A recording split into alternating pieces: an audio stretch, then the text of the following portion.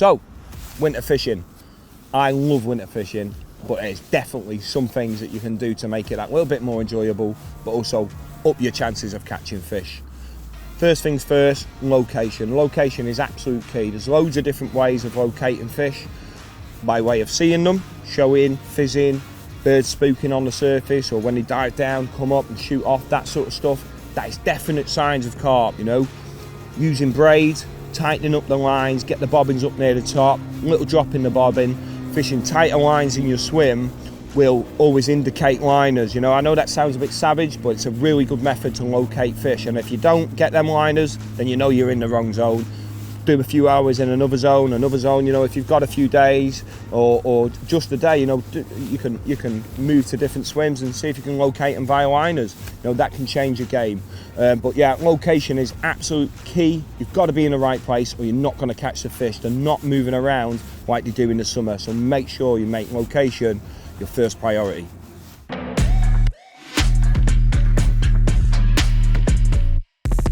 So a real important aspect of my winter fishing is definitely being prepared. Obviously location is in the first instance, but once I'm in the right position, I need to be prepared. What I mean by that is having everything ready to go, because if you're reacting to something that you've seen, you know, that window of feeding or whatever it may be in the winter is really cut down, so you've got to have everything ready to go. The last thing you want to be doing is mess around, tying rigs, getting bags sorted or whatever. So I'll always have zigs ready to go, tied up. I'll always have my two different type of rig that I use. I use one pop-up rig, which is a hinge, and one bottom bait rig, which is a noodle rig.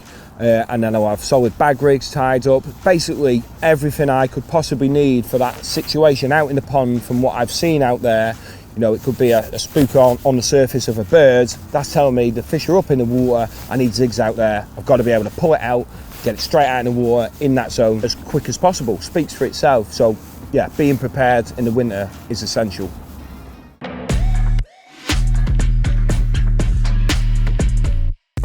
An obvious tip for the winter is keeping warm and comfortable, you know. Nobody likes to get cold, you know, when you've got wet feet, cold feet. It can really drain on your session and almost make you want to go home. So, you know, keeping warm is obviously essential, you know. Good quality clothing, you know, you don't want to be sat there burning your gas all day, so just wear good quality clothing. And keep active as well. It helps you in your fishing. If you just get in your sleeping bag and get wrapped up, you're not going to be watching what's going on out in the water, which is obviously key. You need to see what's going on out there. So yeah, and lastly, keep yourself well fed. You know, a good quality meal in the morning always, you know, keeps that energy. You know, your last thing you want to be doing is eating crisp hot chocolate and sweets for a winter session, because you're going to find yourself draining out real quickly and you're not going to keep your mind active on the pond. So yeah, good quality meal. I love to have a full English breakfast in the morning in the winter, like religion. Yeah, keep yourself well fed, keep yourself warm, and you're going to enjoy your winter fishing.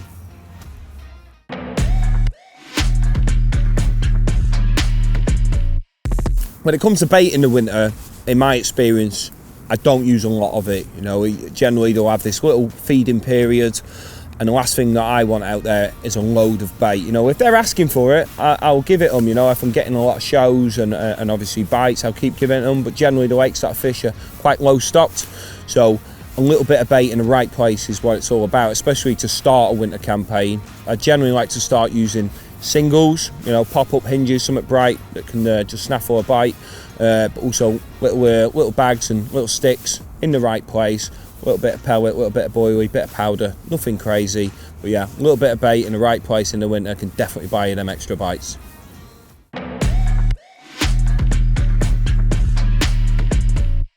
So something that's really important to me in my winter fishing, well, it's important 12 months of the year, but more so in the winter, is my end tackle. I always say it's all about the last 6 foot and where you put it. The way you put it is obviously the location side of things, but the last 6 foot is my end tackle. If the fish are going to be aware of anything on the bottom, it's going to be that last 6 foot where they're feeding. You know, their senses are really heightened. You know, when they're feeding, they're on guard. You know, they learn by association, and they associate feeding with danger. You know, because we're always there to try and catch them. So yeah, I'll do my utmost best to try and mask all of my end tackle, especially in the winter, because the bites aren't coming that thick and fast, but also because the water is generally gin clear on the lakes that I'm fishing, so it's really, really important that I try and mask everything. So by way of changing different colour hook links, different colour anti-tangle sleeves, and I like to use a fluorocarbon leader with putty up the leader to pin it down. Fluorocarbon is visible over any bottom. So yeah, masking everything you can in the winter is really, really important.